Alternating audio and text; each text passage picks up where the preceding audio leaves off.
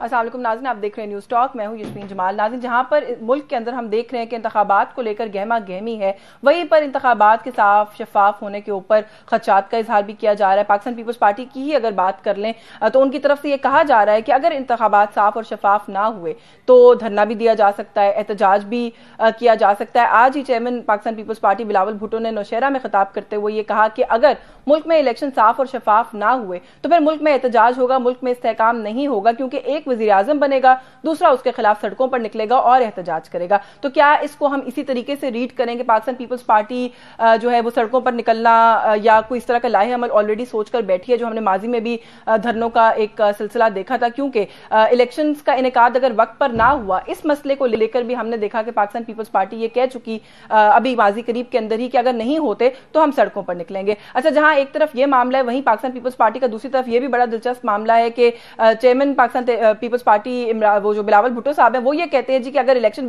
नहीं होते साफ शफाफ, लेवल प्लेइंग फील्ड नहीं होती तो हम सड़कों पर निकलेंगे। जरदारी साहब ऑन द कॉन्ट्ररी ये कहते हैं कि हमें इलेक्शन कमीशन पर एतमाद है, पाकिस्तान पीपल्स पार्टी अहलियत रखती है, लेवल प्लेइंग फील्ड हो या ना हो हम हर सूरत इंतखाबात कंटेस्ट कर सकते हैं। जहां पर एक तरफ ये मामला, वहीं पर दूसरी तरफ पाकिस्तान मुस्लिम लीग नवाज का कॉन्फिडेंस भी इस वक्त उरूज पर दिखाई दे रहा है। नून लीग की तरफ से मुसलसल ये कहा जा रहा है कि नवाज शरीफ साहब ही चौथी मरतबा मुल्क के वजीर आजम बनेंगे। अच्छा, जो वजीर आजम बनने का नारा है वो तो जाहिर है सियासी जमातें लगाती हैं, उन्होंने अपना एक कॉन्फिडेंस शो करना होता है अपने वोटर्स को, वहां तक तो बात दुरुस्त थी। लेकिन जो पंजाब के सदर हैं राना सनाउल्लाह, नून लीग के राना सनाउल्लाह साहब, उन्होंने कहा है कि पाकिस्तान मुस्लिम लीग नवाज जो है वो 120 से 125 नशिस्तें लेने में कामयाब हो जाएगी और हम जो है वो सादा अक्सरियत से हुकूमत बना लेंगे। तो इसके हवाले से कहा जा रहा है कि शायद ये थोड़ा सा ओवर कॉन्फिडेंस है। बहुत सारी और भी मुल्क में होने वाली चीजें हैं, जिसके अंदर अमरीकी सफीर की नवाज शरीफ साहब के साथ मुलाकात, जहांगीर खान तरीन के साथ मुलाकात, उसके बाद गिलानी साहब के साथ मुलाकात, जो बरतानवी हाई कमिश्नर है उनकी भी सियासी रहनुमाओं के साथ मुल्क के अंदर मुलाकात। तो जहां पर उसको एक तरफ ये देखा जा रहा है कि जो मुल्क के अंदर इस वक्त सियासी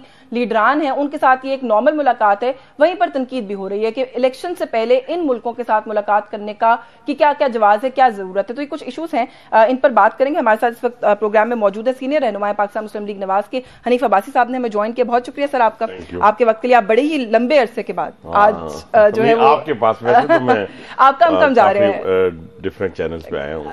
हाँ, मैं अपनी बात करूँ कि हम हमारे प्रोग्राम में आप बहुत लंबे अरसे के बाद हैं। अच्छा सर, बहुत सारे इशूज हैं, आपकी अपनी जो पर्सनल पॉलिटिक्स है उसके हवाले से भी बात करूंगी। सबसे पहले तो 2 दिन पहले अमरीकी सफीर के साथ नवाज शरीफ साहब की मुलाकात हुई। 2 बातें उसमें, एक तो सर जो उधर से एलामिया आया, उन्होंने ये नहीं कहा कि हम सियासी लीडरान से मिले हैं पाकिस्तान के अंदर या किसी फॉर्मर प्राइम मिनिस्टर से मिले हैं पाकिस्तान के अंदर, उन्होंने कहा हम पॉलिटिकल एक्टर्स से मिले हैं पाकिस्तान के अंदर। इस लैंग्वेज के ऊपर आप लोगों को कोई एतराज नहीं, कोई थोड़ा सा प्रोटेस्ट तो बनता है, एक बात। और दूसरी बात कि मुलाकात की क्या जरूरत है इन लोगों से? इलेक्शन से पहले बहुत सारे शकूक व शुबहात इससे पहली बात तो ये है कि उनको क्या लफ्ज इस्तेमाल किया क्या नहीं, मैं उसकी गहराई में जाए बगैर, और कोई इतना बड़ा इशू भी नहीं है कि इसके ऊपर हम इशू बना लेंगे। लेकिन ये जो बात मुलाकातों की आपने की है, ये जो मुलाकातें हैं, ये 3 दफा का प्राइम मिनिस्टर से वो मिल रहा है, वो किसी ऐसे शख्स से तो नहीं मिल रहा है जिसका भी मिले, जहांगीर तरीन से जी, वो सभी मिल सकते हैं, वो भी एक पार्टी के चेयरमैन है और जो भी है।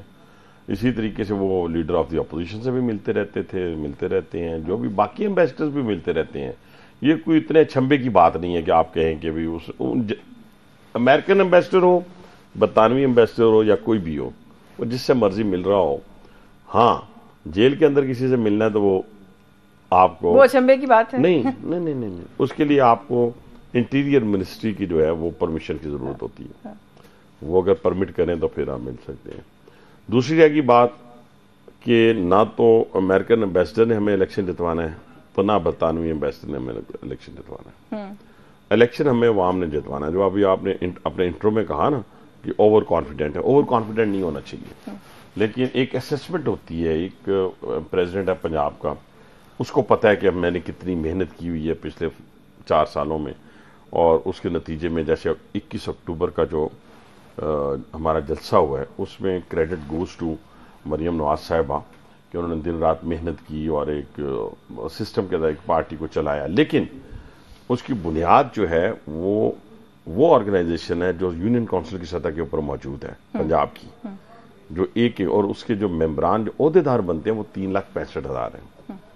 आप उसको मल्टीप्लाई कर लें, 5 के साथ ही कर लें तो कहाँ बात चली जाएगी। कहने से मुराद ये है कि वोट आए पड़ेगा, वोट डब्बे से निकलेगा शेर का, तो हम वजीर आजम भी बनेंगे और वजीर आला भी बनेंगे। अच्छा, वोट पड़ता है डब्बे से, किसका निकलता है, इस बहस की तरफ मैं भी आती हूँ। ब्रीफ कमेंट पहले करती हूँ अमेरिका वाले इशू के ऊपर, क्योंकि पाकिस्तान तहरीक इंसाफ की तरफ से बाबर अवान साहब ने कहा कि साबित हो गया है कि इनकी कैंपेन व्हाइट हाउस और पेंटागन में चल रही है।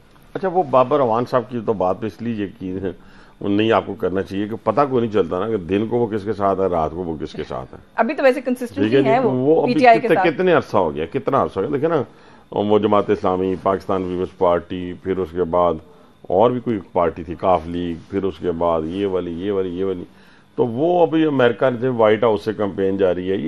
ये नारे अब नहीं चलेंगे, नारे अब चलेंगे, आप जेहन में रख लीजिएगा कि कारकर्दगी की बुनियाद पे। अब लोग खोखले नारों से, कोई कहता था मैं 1 करोड़ नौकरियां दूंगा, कोई कहता था 50 लाख घर दूंगा, कोई कहता था मैं 200 अरब डॉलर लेके आऊंगा, कोई कहता था ये मैं 90 दिनों में पूरी करप्शन खत्म कर दूंगा इस पाकिस्तान से अंदर। इलेक्शन क्या है ना, नहीं, उसमें तो ऐसे नहीं, नारे लगते हैं। आप नहीं लगते, देखे ना, मैं आपके सामने, अभी मियां साहब कह रहे हैं कि सारे मसाइल का हल मेरे पास है। नहीं, मैं आपके सामने हूं, पहले मैं अपनी बात कर लेता हूं।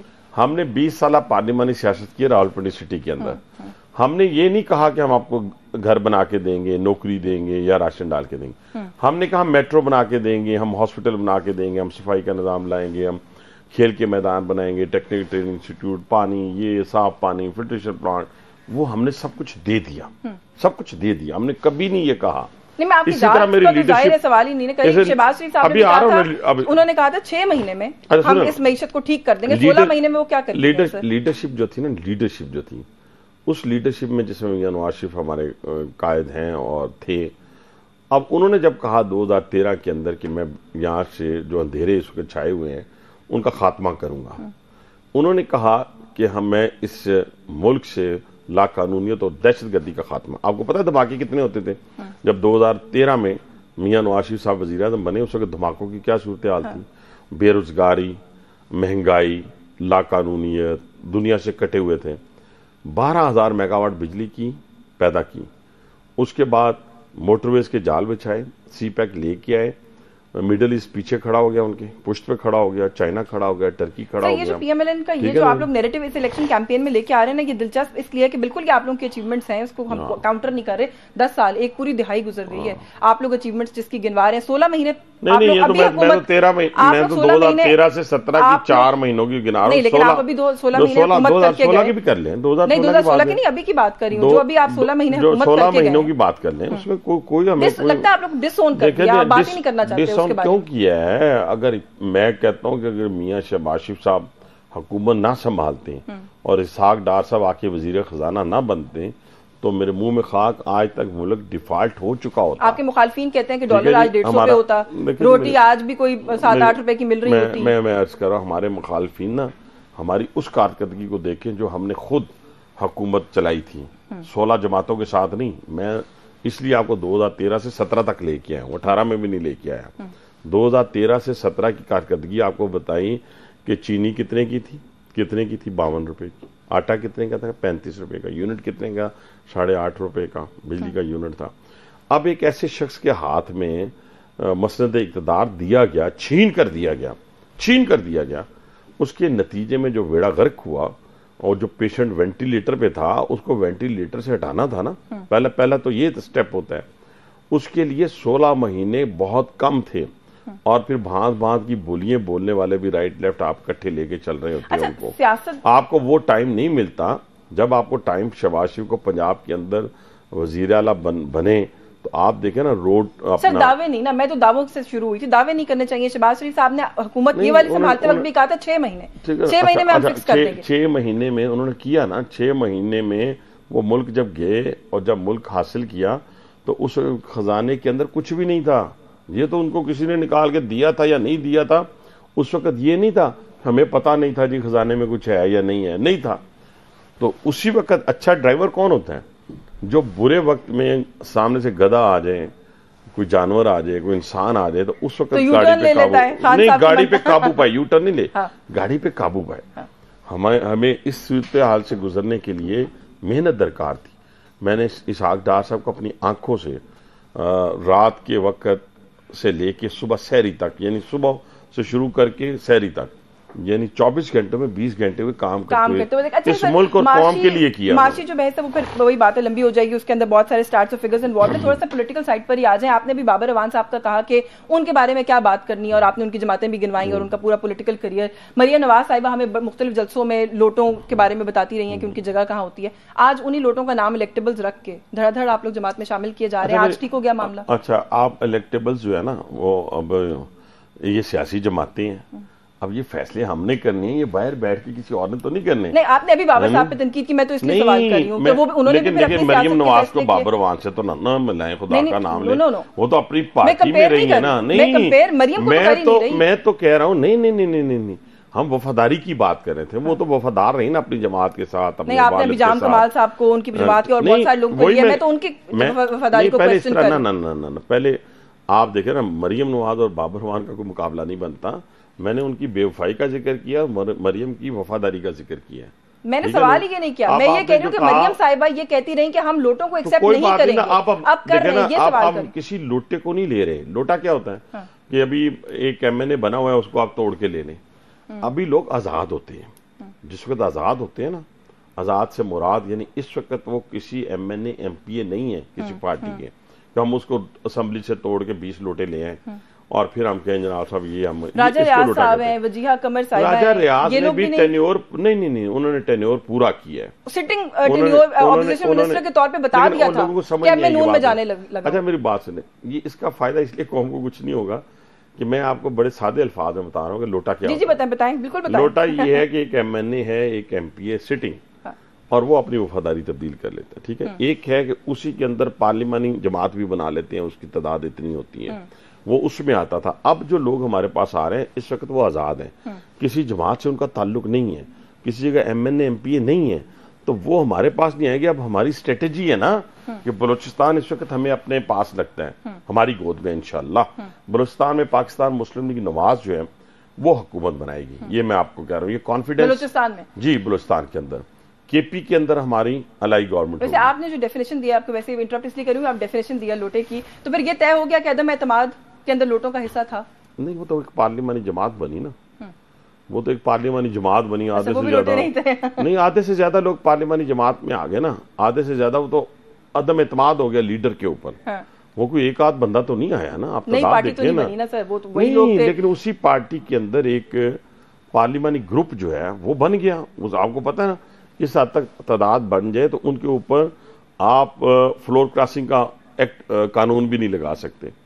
तो इसलिए इसमें कोई इतनी बड़ी बात नहीं है। तो तय ये हुआ कि जिस चीज का आपको फायदा, और आपसे मतलब किसी भी सियासी जमात को फायदा होता है, निकल के आ जाए ना, अगर आपको खबर लेनी है, इसका फायदा कोई नहीं है। ना लोगों को सुनने का कोई फायदा नहीं है। इशू ये खबर ले आप, खबर ये है कि बलूचिस्तान के अंदर हम हुकूमत बनाने जा रहे हैं, इंफॉर्मेशन की बुनियाद पे नहीं, ग्राउंड रियलिटी की बुनियाद पे बात कर रहा हूँ। ठीक है। उसके बाद केपीके के अंदर हमारा इत्तेहादी हुकूमत होगी। ये मैं आज, आपने फिर इलेक्शन के बाद भी मुझे बुलाना है, मैंने आना है फिर आपको। बिल्कुल। उसके बाद सिंध में हमारा मुकाबला कांटेदार होगा, पीपल्स पार्टी से कांटेदार मुकाबला होगा, कांटेदार मुकाबला होगा। मरकज में हम हुकूमत इंशाअल्लाह ताला बनाएंगे अल्लाह ताला के फजलो करम से। मैं इमरान खान की तरह ये नहीं कहूँगा कि हम लाज़िम मलज़ूम हैं, मैं ये नहीं कहूँगा कि हर सूरत हम ही वज़ीर आज़म बनेंगे। मैं कहता हूँ कि अल्लाह ताला के फजलो करम से और आवाम की ताईद से चौथी मरतबा नवाज साहब वज़ीर आज़म। जब आप लोग इस तरह की बातें करते हैं तो बाकी लोगों को तो छोड़ दें, पीटीआई को तो छोड़ दें, पीपल्स पार्टी ने भी अब ये कहना शुरू कर दिया कि अगर आपको सब पता ही है कि इलेक्शन किसने जीतना है, वज़ीर आज़म किसने बनना है, तो क्यों तरद्दुद करते हैं? बिलावल साहब ने कहा मैं एक इलेक्शन कराने का, पार्टी वाले दोस्तों के लिए सिर्फ एक लफ्ज, इससे ज्यादा नहीं, क्योंकि हमारे वो अलाई रहे हैं, हो सकता है कल फिर वो हमारे साथ खड़े हो भी सकता है। तो मेहनत कर हसद ना कर, वो बसों के पीछे लिखा होता है ना, मेहनत कर हसद ना कर।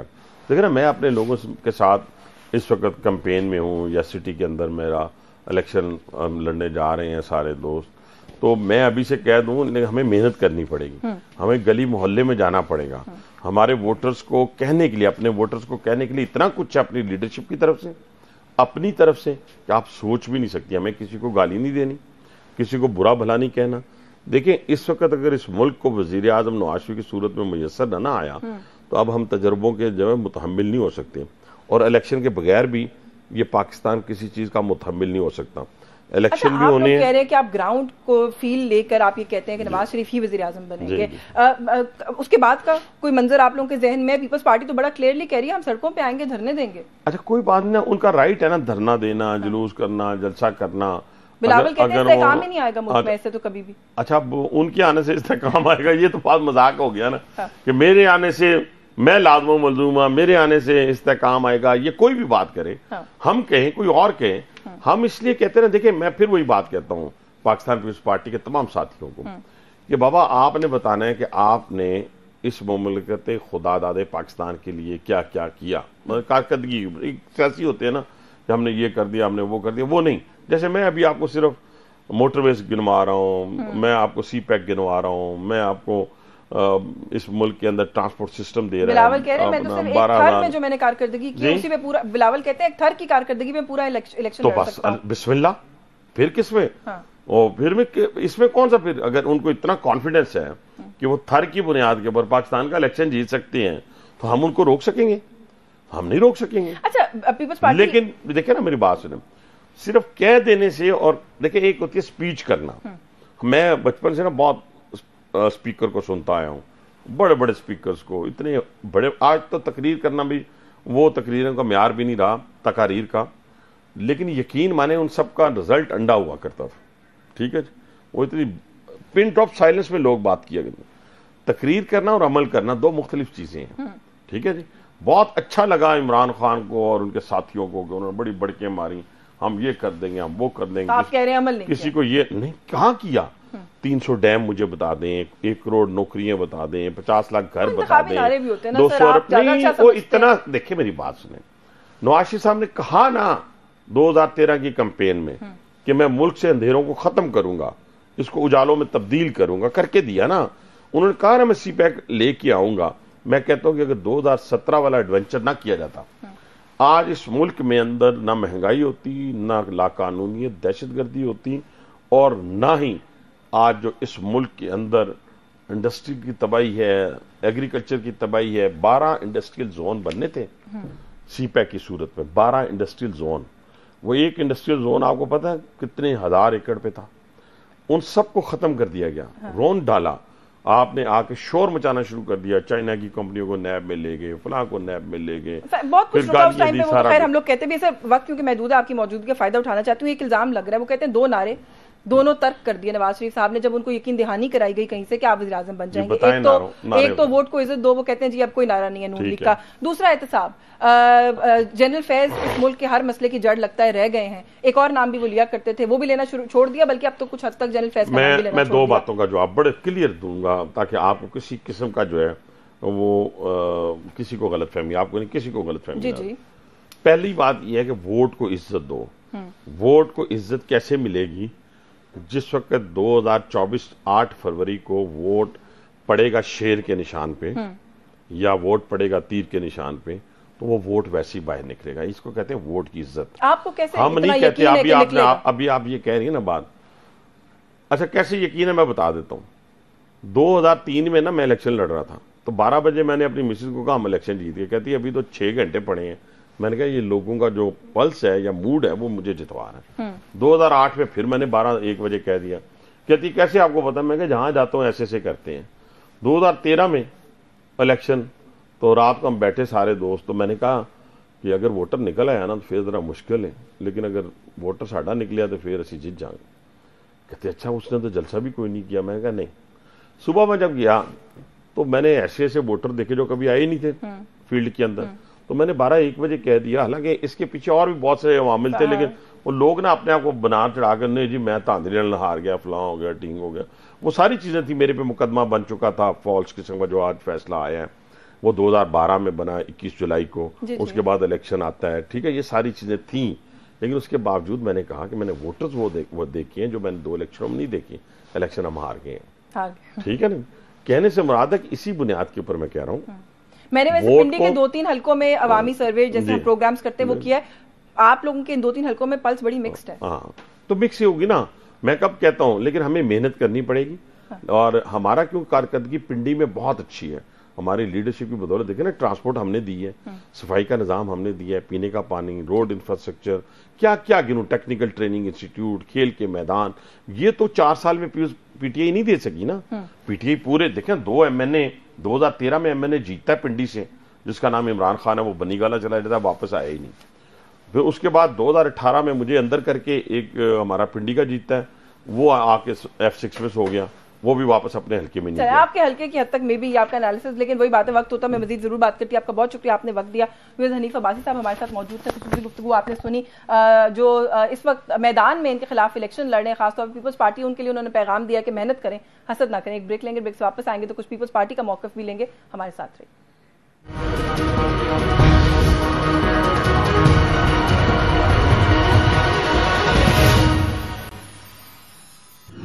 जी वेलकम बैक नाज़रीन। ब्रेक पे जाने से पहले जैसे हमने कहा था कि पाकिस्तान पीपल्स पार्टी का मौजूदा सूरत हाल पर बहुत सी चीज़ों को लेकर क्या मौक़िफ़ है उस पर बात करेंगे। सीनियर सियासतदान हैं पाकिस्तान पीपल्स पार्टी के सीनियर रहनुमा मौला बख्श चांडियो साहब ने हमें ज्वाइन किया। बहुत शुक्रिया सर आपका आपके वक्त के लिए। सर अभी पिछले सेगमेंट में अभी जो हम प्रोग्राम का आगाज़ किया, हनीफ अब्बासी साहब हमारे साथ मौजूद थे।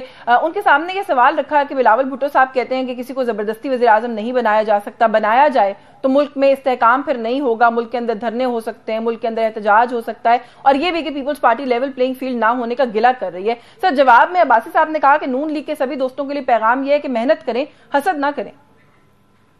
ये अच्छी बात है, हमने तो हसद कभी किया ही नहीं। हमारे साथ तो जब ये बढ़ गए, जब इन्होंने हमारे साथ ज्यादतियां की, पूरे इंतखाबात चुराए गए, तो भी हमने कोई उससे लड़ाई ऐसी नहीं की कि बिल्कुल ही मुंह कुट्टी करके बैठ जाते। हमने तो तमाम तकालीफ के बावजूद भी इनके साथ इसाक़ जमहूरियत किया, और तमाम मामला और मुश्किलात के बावजूद हमें उससे कोई नहीं, हमने थोड़ी छोटी सी बात की है। हमने कहा भाई हम नहीं चाहते, अल्लाह आपको आज़ाद रखे हमेशा, हम आपके जेल में जाने के खिलाफ है, कैदी बनने के खिलाफ है, लेकिन जरा उसूल की भी बात होती है। आप जेल से गए, जमानतों पे गए, और एक मुख्तसर मुद्दत के लिए गए, इलाज के, फिर वापस आ गए, तो फिर भी आप आते उसी सियासतदान लीडर की तरह। जेल से गए थे, जेल में आते, अब मेरा ख्याल आपका कद बढ़ जाता। आप तो गए कैदी बनकर, आए हुक्मरान बनकर। हमने छोटी सी बात की, कोई नाराजगी की तो बात नहीं है, उसूलों की बात है। पूरी दुनिया ये कहती है इनके लिए अदालतों को एयरपोर्ट पे ले गए, तो अब इसमें क्या नाराजगी की अच्छा बात? चांडियो साहब, आप असूल की बात कर रहे हैं और आप जाहिर तनकीद ही कर रहे हैं, और यही कह रहे हैं कि अगर इस तरीके से बिहेव ना करते तो ये तनकीद करने की गुंजाइश जो है वो ना निकलती। बिलावल भुट्टो मुसलसल कह रहे हैं कि लेवल प्लेइंग फील्ड नहीं है, निगरान हुकूमत नून लीग की बी टीम है। दूसरी तरफ जरदारी साहब ने पूरे एतमाद का इजहार कर दिया, वो कहते हैं इलेक्शन कमीशन पर पूरा एतमाद है, इलेक्शन साफ और शफाफ ये करवा लेंगे, और ये भी कहा कि हम पूरी अहलियत रखते हैं, हर तरह की सूरत हाल में इलेक्शन लड़ लेंगे। तो अब किसकी बात माननी है सर? दीदी नून लीग इलेक्शन कमीशन नहीं है, इलेक्शन कमीशन एक अलग इदारा है। हमें अपने इदारों को पर एतमाद करना चाहिए और हौसला अफजा करना चाहिए। अगर वहाँ इस किस्म की सोच है कि हम गैर जानबदार रहेंगे, तो हम क्यों उनको मुजरिम करार देंगे? सर आप कह रहे हैं लेवल प्लेइंग फील्ड नहीं है, तो लेवल प्लेइंग फील्ड तो नून लीग ने नहीं देनी ना, वो तो इदारों ने ही देनी है जिन्होंने इलेक्शन कराना है। लेकिन वो छुपे तो नहीं है, जाहिर है अलल ऐलान वो कर रहे हैं जो कुछ कर रहे हैं। एक पार्टी के साथ रवैया एक पार्टी के साथ रवैया एक है, दूसरी पार्टी के साथ रवैया दूसरा। आप देखिए अभी क्या है, ये जो निगरान बैठेगी कौन है, निगरान में किसका हुक्म चल रहा है, निगरान में असली हकीकी पावर किसके पास है? आप देखिए हम उनके साथ थे, हमें तो सैलाब के मामले में 2 रुपए की भी मदद नहीं। निगरान हुकूमत में पावर किसके पास है? आपने कहा आप देखें, मुझे निगरान हुकूमत कहती है जी पावर हमारे पास है, किसके पास है? निगरान हुकूमत की हकीकी रूह नून लीग ही है, इसमें कुछ ढकी छुपी बात नहीं है। अब भले कोई माने या न माने, हम उनके साथ रहे। हमने सैलाब के सिलसिले में मेरे वज़ीर आला से मेरे चेयरमैन उन्होंने 12 एहतजाज किया, हमें तो सैलाब के मामले में 2 रुपए भी मदद नहीं की। इन्होंने ऐलानात किए, कोई ऐलान सिंध के लिए पूरा नहीं किया। तो जितने भी पावर रहे नून लीग में, कौन से इन्होंने सिंध पर ऐलानात किया है, सिंध के लिए मंसूबे दिए? हम वो शिकायतें कर रहे हैं, वो हमारी शिकायतें जायज है। अच्छा, जो आप शिकायतें कर रहे हैं ना चांडियो साहब, जो शिकायतें आप कर रहे हैं उस पर एक तो भी मैंने कहा कि अब्बासी साहब ने कहा कि मेहनत करें, मरियम औरंगजेब साहिबा कहती हैं ये रोना धोना है, पीपल्स पार्टी का रोना धोना बंद करने की जरूरत है। अच्छा, निगरान वजीर आजम काकड़ साहब ने ये स्टेटमेंट दी है, उन्होंने कहा कि वोटर्स की तवज्जो लेने के लिए पीपल्स पार्टी खुद को मजलूम बनाकर पेश कर रही है, वरना किसने कहा है कि इलेक्शन साफ या शफाफ नहीं होंगे इस मुल्क में? जहां तक तरह लोग कोई हिकमत अमली अगर कोई पार्टी बना रही है तो वो उनकी अपनी तरीकेकार होगा। जो भी काकड़ साहब की हम मुलाजिम हैं नहीं जो काकड़ साहब की फरमाइश पे चले। काकड़ साहब किसकी फरमाइश पे चलेंगे हमें पता नहीं है। हमें उन पे बोलने की जरूरत ही महसूस नहीं होती। हम क्यों उन पे बोलें? हम खुद मेहनत कर रहे हैं। एक सियासी जमात की हैसियत में चंद बातों की निशानदेही कर रहे हैं कि ये बातें गैर जानबदार इलेक्शन के लिए अच्छा नहीं है। मुन्सिपाला इंतखाबात कराने हैं तो तमाम पार्टियों को एक जैसे मौके देने चाहिए। यहाँ किस पार्टी के अहकाम चल रहे हैं, हुक्म चल रहे हैं, तो सब देख रहे हैं। बच्चा बच्चा जान रहा है कि किस पार्टी का हुक्म चल रहा है, इसमें तो छुपने की बात नहीं है। अच्छा, आपने वैसे जो बात अभी कही है, काकड़ साहब ने जो बात कही आपने उसको कहीं इंडोर्स नहीं कर दिया। आप कह रहे हैं कि हिकमत अमली अगर हमारी जमात की है तो हम जवाब दे नहीं है, तो फिर काकड़ साहब यही कह रहे हैं कि हिकमत अमली के तहत पीपल्स पार्टी इल्जामात लगा रही है और बार बार कह रही है कि लेवल प्लेइंग फील्ड नहीं है। मैंने ये इस काकड़ साहब की बात पे हिकमत अमली की बात नहीं की। मैंने अपने हिकमत अमली के हवाले से बात की है कि हम अपने अंदाज से इलेक्शन लड़ेंगे। हम उनके मुलाजिम नहीं है कि उनकी ख्वाहिशों पे करें। चले सर, लेकिन वो जो बात कर रहे हैं उनकी हुकूमत का जो रवैया वो क्या है? सर चले थोड़ा इलेक्शन के अंदाज पे और इलेक्शन लड़ने के अंदाज पे भी अगर हमारे व्यूअर्स के लिए मैं जानना चाहती हूँ, क्योंकि इस वक्त जो गहमा गहमी है इलेक्शंस की, पीएमएलएन तो कहीं ना कहीं इंतखाबी इत्तेहाद करती हुई नजर आ रही है। पाकिस्तान पीपल्स पार्टी की सर कोई इस तरह की एफर्ट कोशिश हम देख नहीं रहे, बल्कि कुछ नाराजगियों की खबरें आ रही हैं। केपीके से भी आपके बड़े दो इंपॉर्टेंट, बल्कि पूरी एक इंपॉर्टेंट पॉलिटिकल फैमिली है जो पीपल्स पार्टी से मुसाफी हो गए। तो आप लोगों को तो लगता है कहीं ना कहीं नुकसानात का सामना करना पड़ रहा है। इंतखाबात में की मौसम आएगी तो ऐसे आप मनाजिर कई बार देखेंगे। जिनको शिकायतें रही होंगी वो उनका मौका भी इलेक्शन के वक्त ही होता है। सारा अरसा खामोश रहेंगे, इंतखाब का वक्त आएगा वो अपनी नाराजगी का इजहार करते हैं। उस खानदान को जिसका आप इशारा कर रही हैं उनके के साथ जितनी रियायतें, जितने उनका साथ दोस्ताना रवैया था वो सारी दुनिया जानती है कि हम उनके साथ कैसे चले। और अभी भी हमें उनसे ये इख्तिलाफ नहीं कि हमें छोड़ के जाएंगे या रहेंगे, कोई बात नहीं। हर आदमी की अपनी, हर फैमिली का अपना मामला है कि वो किसके साथ रहते हैं। हम अपने उसूलों के मुताबिक कर रहे हैं। इत्तेहाद की आप बात कर रही हैं, हमें जिनको इत्तेहाद की जरूरत होगी जरूर बात करेंगे। वो ये इत्तेहाद कर रहे हैं सिंध में हमें गिराने के लिए।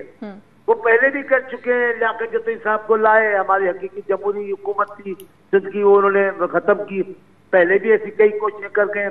ये कोई पहली बार कौम परस्तों को मिला रहे हैं कि हमारे मुकाबले में ये तमाम लोगों को मिलाते हैं, मजहबी साहबान को, कौम परस्तों को, हर जो भी इनको मिलेगा एक आदमी भी उसको भी हमारे खिलाफ इत्तेहाद में शरीक करते हैं। तो हमारे लिए कोई नई बात नहीं है। आपके लिए कोई नई बात नहीं है। अच्छा सर, मुझे एक ब्रेक का कहा जा रहा है, आप हमारे साथ मौजूद रहिए। ब्रेक से वापस आकर ये जो लेवल प्लेइंग फील्ड की शिकायत है जो पीपल्स पार्टी अब कर रही है, एहसन इकबाल साहब ने कहा है कि 2018 में पाकिस्तान तहरीक इंसाफ और पीपल्स पार्टी ने मिलकर हमसे लेवल प्लेइंग फील्ड छीनी थी। थोड़ा सा इस पर बात करूंगी कि आप लोगों ने कैसे उनसे लेवल प्लेइंग फील्ड छीनी थी। इस ब्रेक के बाद हमारे साथ रहिए।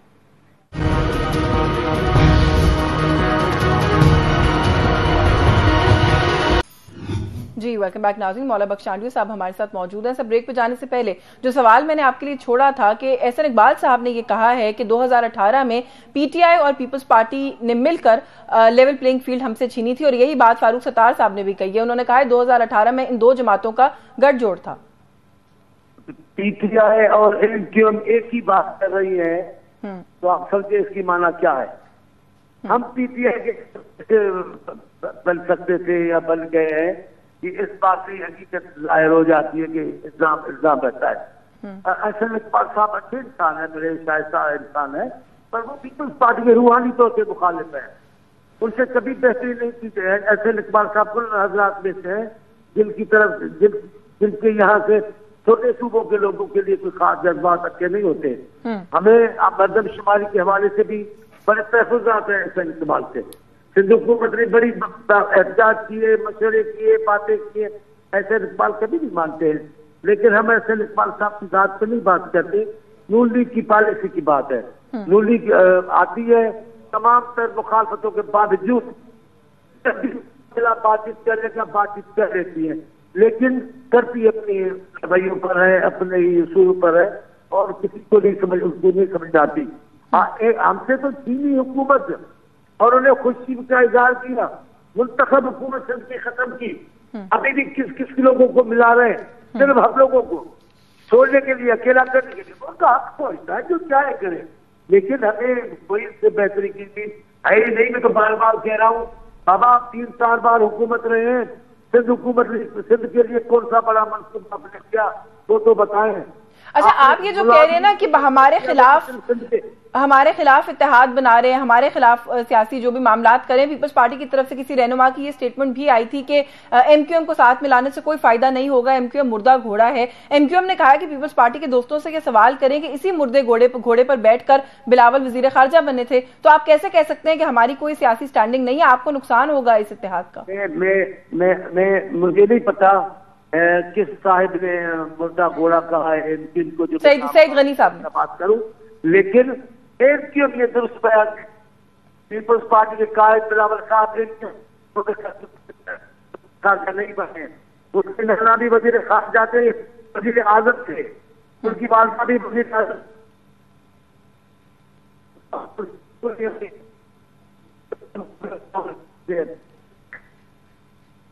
जी चांडियो साहब, आप मौजूद हैं सर हमारे साथ?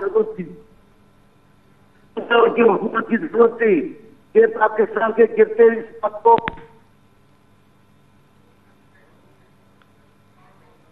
मेरा ख्याल है कोई सिग्नल्स का इशू है, हम चांडियो साहब से दोबारा रब्ता करने की कोशिश करते हैं। लेकिन जो बात अभी वो कर रहे थे वो नुकता यही उठा रहे थे कि पता नहीं किसने ये बात कही है, लेकिन माजी में भी अगर ये कुछ हुआ है, वो तो खैर वजीर खारजा वाले मामले को मेरा ख्याल है जस्टिफाई करने लगे थे कि किसी सियासी जमात का उसके अंदर कोई किरदार नहीं था। पाकिस्तान पीपल्स पार्टी के दोस्तों से इस वक्त बात करके जो बात समझ में आ रही है वो यही समझ में आ रही है कि खुद की तरफ से कोई किसी किस्म का पोलिटिकल अलाइनमेंट या अरेंजमेंट इस वक्त लग नहीं रहा कि पाकिस्तान पीपल्स पार्टी अभी करने वाली है। कुछ लोगों की ऑब्जर्वेशन जरूर सामने आ रही है कि शायद जनूबी पंजाब के अंदर कोई मामलात ऐसे हैं जो कि पाकिस्तान पीपल्स पार्टी सेटल करने की कोशिश करेगी, किसी इत्तेहाद की अटेम्प्ट जरूर करेगी आईपीपी के साथ। लेकिन उस अभी फिलहाल किसी किस्म के सियासी तोड़ जोड़ का हम देख रहे हैं कि पीपल्स पार्टी जो है वो हिस्सा नहीं दिखाई दे रही। और नून लीग जब इस तरह की किसी एक्टिविटी में इंडल्ज कर रही है, चाहे वो बलूचिस्तान हो, चाहे वो खैबर पख्तूनख्वा हो, चाहे बिलखुसूस सिंध हो, जो कि उनका अपना ग्राउंड है, अपना फोटे है पाकिस्तान पीपल्स पार्टी का, तो फिर पाकिस्तान पीपल्स पार्टी की तरफ से ये तनकीद देखने में सामने आ रही है कि शायद नून लीग की अपनी